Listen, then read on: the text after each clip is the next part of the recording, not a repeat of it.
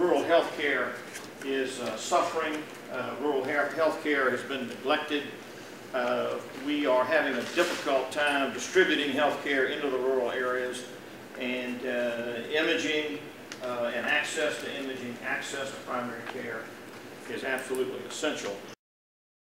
Medicine is different in rural areas, and so we're seeing a lower utilization rate both in rural and urban areas that isn't close to the type of utilization rate we're seeing and being recommended by the administration, and a 75% increase here in the House.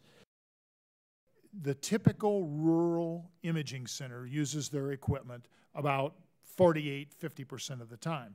The proposal that this we would ramp up utilization expectations to 95% of the time, that this equipment would be used 95% of the time, will drive even further imaging centers out of business. They're just not going to be able to provide that service.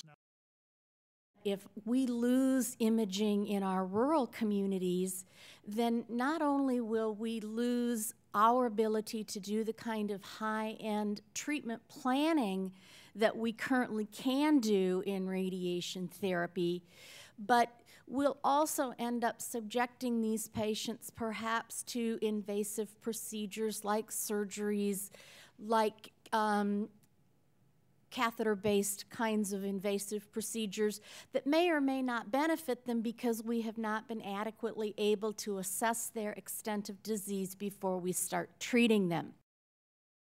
It's important to maintain funding for this to be able to move forward too, because the direction that we see nuclear medicine and molecular imaging going is to assess response to therapy very early after treatment.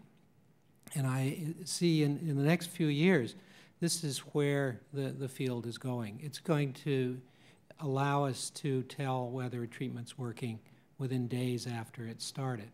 And if it's not, then another treatment's used. PET scans are used at multiple sites throughout rural Iowa, as well as at big medical centers like at the University of Iowa. And we see those studies regularly. And the quality of those studies is actually remarkably good. It isn't quite exactly the same as we do at the university, but it's very good studies that are being done out there. And if those are lost because of the change in the reimbursement, it's going to it's going to cause significant delays or inappropriate treatments in patients. In some of our rural communities, the bookmobile comes through there more than the mobile mammography unit. So we have a community that 2 times a year, women are able to get a mammogram.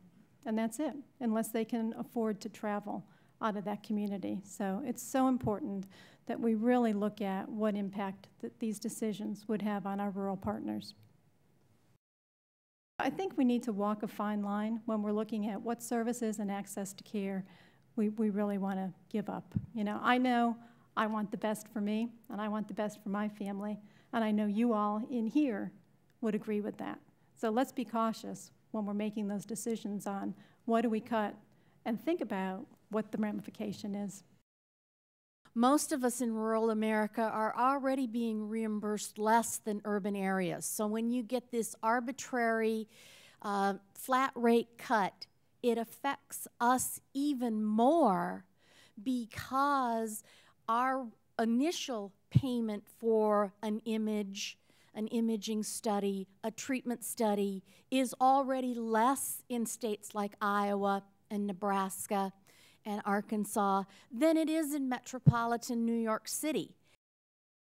Imaging technology has advanced so much that now we can diagnose lung cancer at extremely early stage.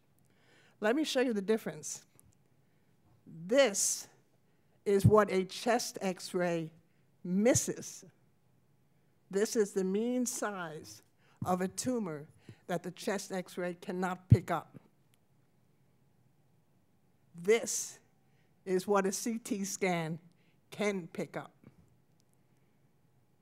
If you're at high risk for lung cancer, you have a family member, you used to smoke, You were exposed to Agent Orange.